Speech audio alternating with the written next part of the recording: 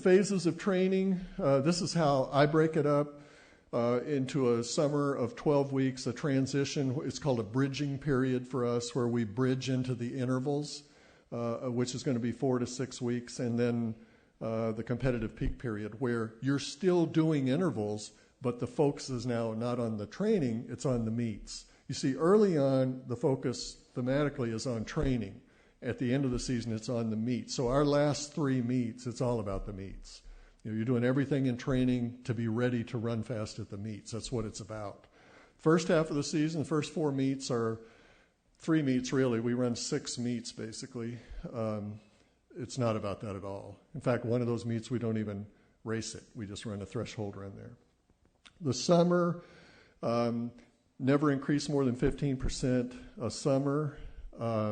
Minimal fartlek, but we do threshold. We do threshold weekly, by the way. Since we don't do intervals, in the fall we're running threshold every other Friday because we're racing every other Saturday on the off week.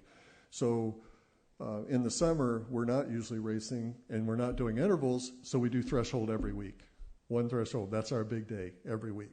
Threshold training, I'm telling you guys, that's the bread and butter. You want to get better. Transition phase 3, this is that bridging period where you can start incorporating variations of fartlek. It can be controlled fartlek, where I just tell them, look, this is the route we're running. We're Jeffersonian grid here, so every mile is a corner. So it's pretty easy to map out your runs. And I'll tell them, this is what I want you to do for this mile, for this mile. Or we just say it's uncontrolled fartlek.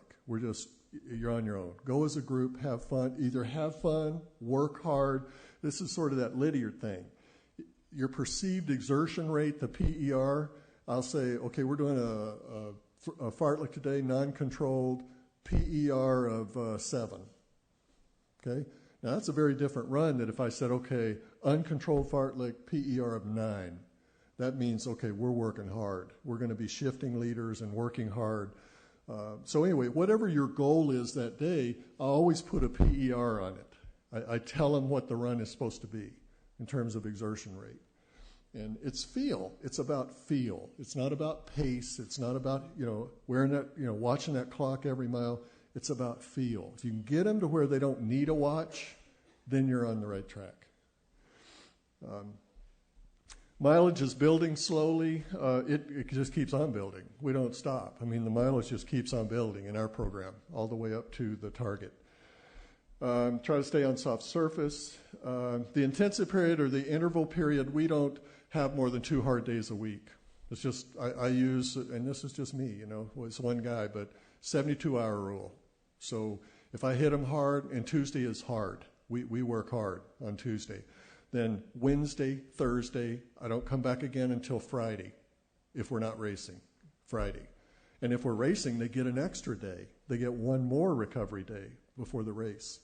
So we have 2 hard days a week. That's it. And then on the off week, we have, when we have no race, we go Tuesday, Friday, and then that Sunday, since there was no race the day before, it's a hard, long run. That's that Kenyan run that starts off dog slow and ends up like racing fast at the end of it. So that's definitely considered a hard day.